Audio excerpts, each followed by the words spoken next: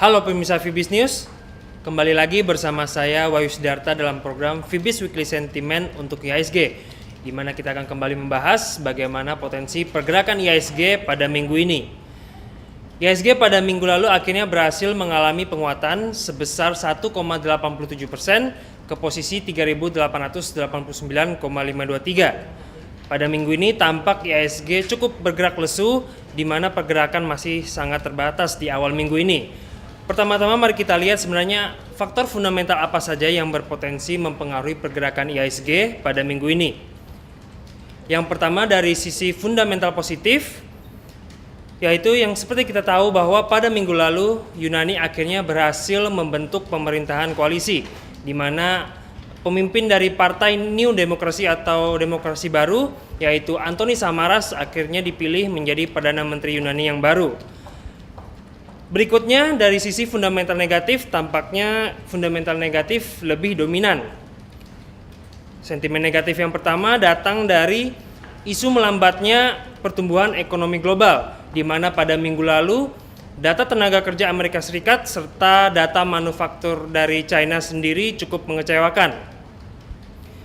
Lalu berikutnya adalah belum ada rencananya stimulus tahap ketiga dari The Fed, sehingga hal ini cukup mengecewakan ekspektasi dari pasar. Padahal saat ini pemulihan ekonomi dari Amerika Serikat sendiri tampak sedang mengalami perlambatan.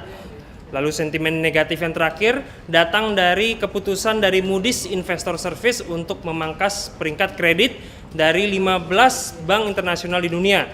Salah satunya seperti Citigroup, Credit Suisse, dan Morgan Stanley.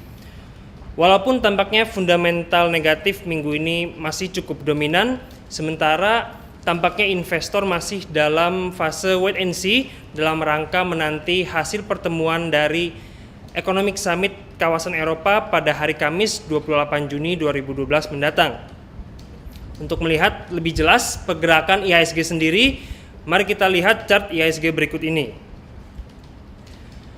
Dapat dilihat bahwa di bulan Mei yang lalu IHSG mengalami pemerosotan yang sangat tajam, sedangkan sepanjang bulan Juni ini tampak IHSG berhasil rebound. Namun rebound tajam dari IHSG hingga saat ini tampaknya telah membuat kondisi IHSG sendiri telah cukup overbought, sehingga secara teknikal kemungkinan IHSG berpotensi untuk mengalami koreksi secara jangka pendek.